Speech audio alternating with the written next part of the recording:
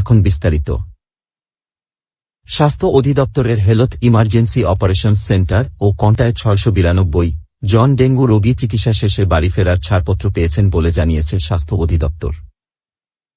চলতি বছর এ পর্যন্ত সারা দেশে ৮১,৮৩৯ জন ডেঙ্গুতে আক্রান্ত বিভিন্ন হাসপাতালে ভর্তি হয়েছেন। এর মধ্যে রাজধানীর হাসপাতালগুলোতে ভর্তি হয়েছেন ৪৫,১৭৯ জন, আর ঢাকার বাইরে এই সংখ্যা ৩৬,৬৬০ জন। এ সময় সুস্থ হয়ে বাড়ি ফিরেছেন ৯৬.৭% ডেঙ্গু রোগী। অধিদপ্তরের রোগতত্ত্ব, রোগ নিয়ন্ত্রণ গবেষণা ইনস্টিটিউটে আইডিসিআর ডেঙ্গু সন্দেহে ২০০৩টি মৃত্যুর তথ্য এসেছে। এর মধ্যে ১১৬টি পর্যালোচনা করে ৬৮ জনের ডেঙ্গুতে মৃত্যু নিশ্চিত করেছে আইডিসিআর। নাটোর নলডাঙ্গা উপজেলায় ধর্ষণ ও চুরি মামলায় পলাতক প্রধান আসামিকে গ্রেপ্তার করা হয়েছে বলে জানিয়েছে র্যাব। মঙ্গলবার ভোর ৩:৩০টার দিকে ভাট্টপাড়া এলাকায় গোপন সংবাদের ভিত্তিতে অভিযান চালানো হয় বলে সকাল ৭:৩০টার দিকে র্যাব ৫ রাজশাহী সিপিসি ২ নাটোর ক্যাম্পের এক সংবাদ বিজ্ঞপ্তিতে জানানো হয়েছে। আটক মোহাম্মদ মিলন, ৪০, নাটোর সদরের মল্লিকহাটি এলাকার মোহাম্মদ মুসার ছেলে।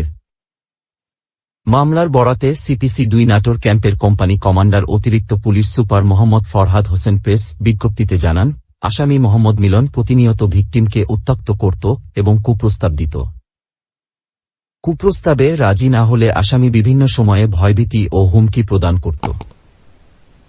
এক পর্যায়ে গত ২৬ মে আসামি জোরপূর্বক ভিকটিমের ঘরে প্রবেশ করে তাকে ধর্ষণের চেষ্টা করে ব্যর্থ হয়।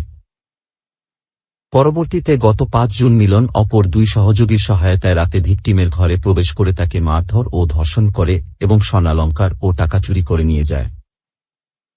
এ নিয়ে ভুক্তভোগী বাদী হয়ে নাটোর সদর থানায় আসামিদের বিরুদ্ধে মামলা করেন।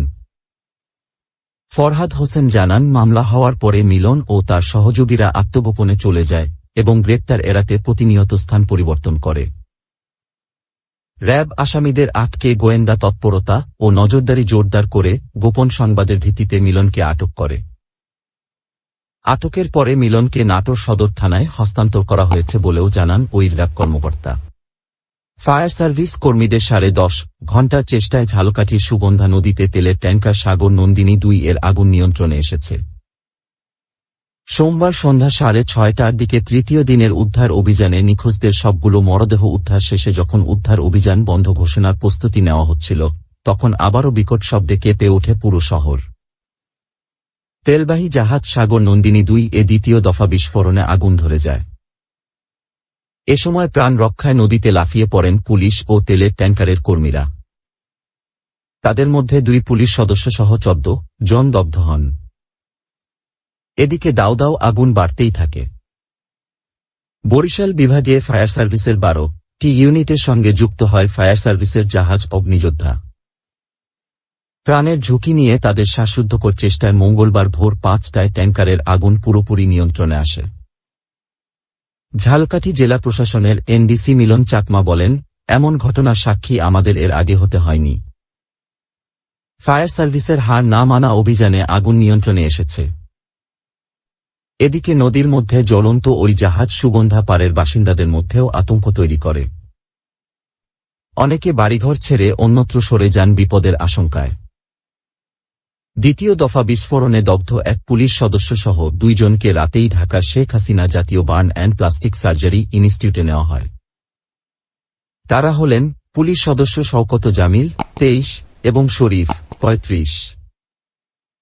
তাদের মধ্যে জামিলের শরীরের ৬% দগ্ধ হয়েছে, সাথে কণ্ঠনালী ক্ষতিগ্রস্ত হয়েছে, আর শরীফের ৭% দগ্ধ হয়েছে বলে বার্ন ইনস্টিটিউটের আবাসিক সার্জন ডাক্তার তরিকুল ইসলাম জানিয়েছেন।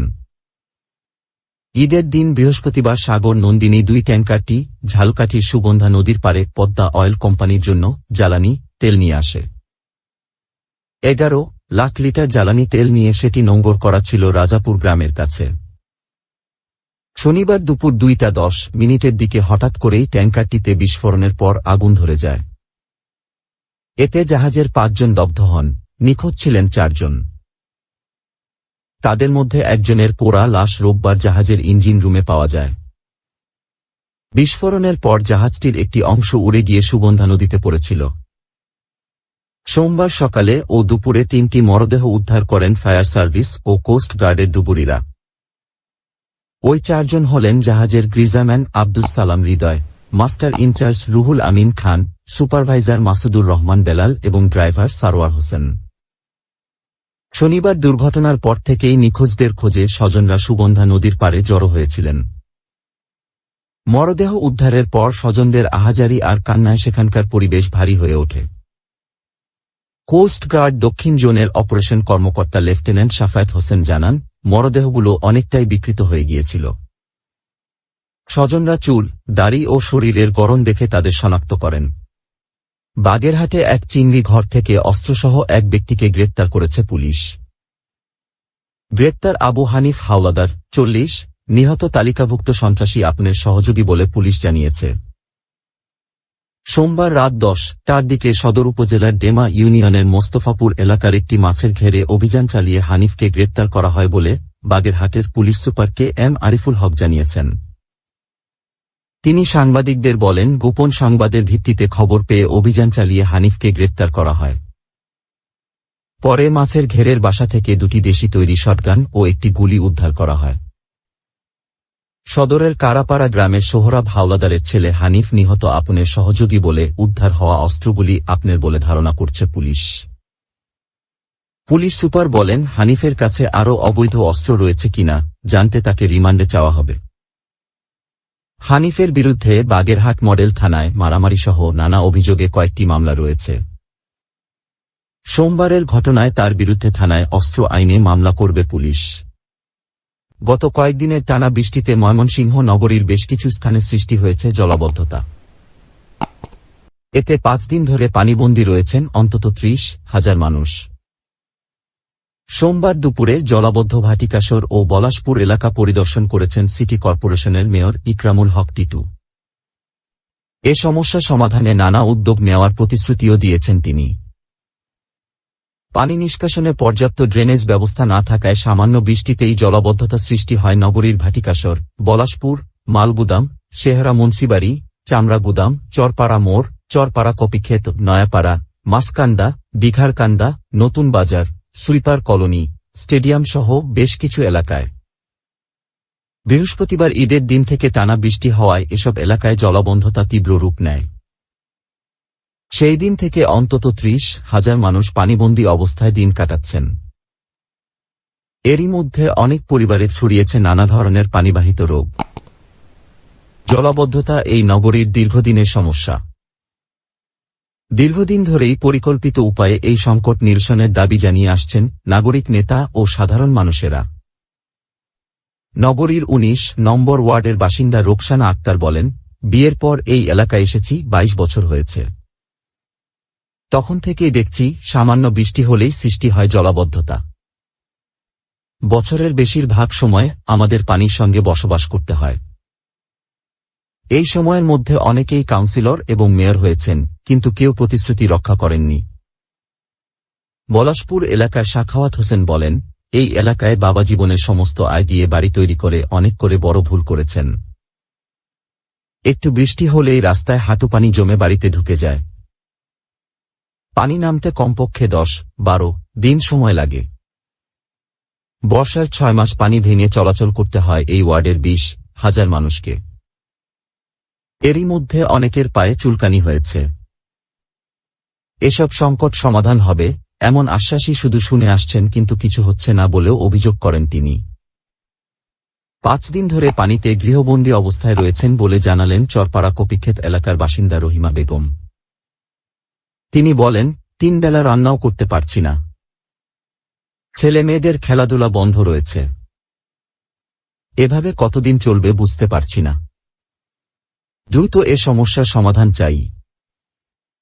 সিটি কর্পোরেশনের গাফিলতির কারণেই প্রতি বর্ষা মৌসুমে জলাবদ্ধতায় এলাকাবাসী দুর্ভোগের শিকার হচ্ছেন বলে অভিযোগ আউটার স্টেডিয়াম এলাকার বাসিন্দা আবুল কালামের।